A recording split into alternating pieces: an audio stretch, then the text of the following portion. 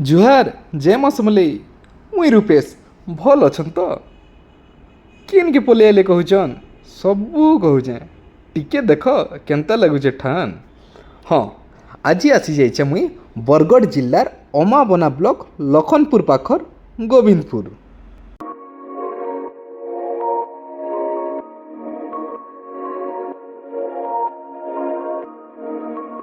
गोविंदपुर जेनटा कि ओडिशार पक्षी विहार कहुसी तार संगे संगे पश्चिम ओडिशार चिलिका भी कहुसी।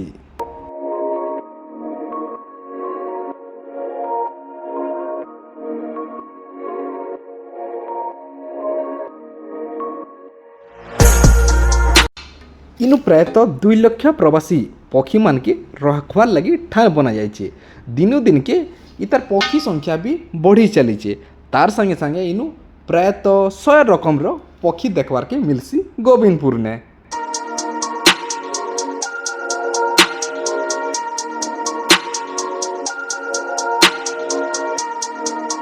चिरे चिरगुनकर कथाबार्ता गानार संगे संगे इथिर प्रकृतिर सौंदर्यटा भी मन के घिनी नहीं आसी।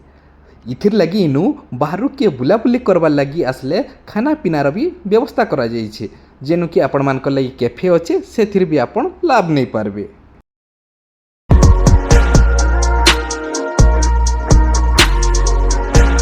इनु पूरा पक्षी विहार उपरे गोटे बना जाइए जेनु कि आपण छिड़ा होना पूरा पक्षी विहार मजा नहीं पारबे। जेनु दूर दूर के देखबार लगी गले इनु पान देखबार के मिलसी जेटा कि पूरा मन के घिनी नहीं जासी। तार संगे चारही कुती गछ पतर।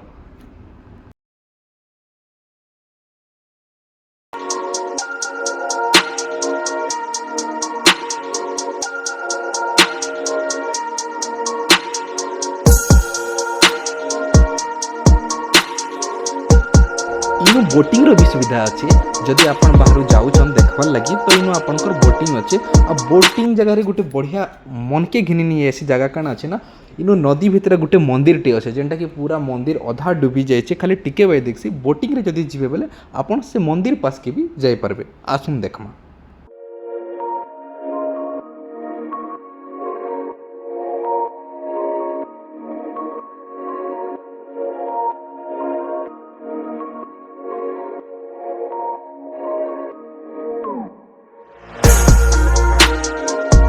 लेकिन गोटे कथा कहमी भाई जदि बाहर आसुच ना खाना पीना नहीं कि आस कैफे अच्छे नॉर्मली केन दिन खुला थी केन दिन बंद थी आउ बेसी एंता आइटम किसी ना मिले नॉर्मली ही मिलसी।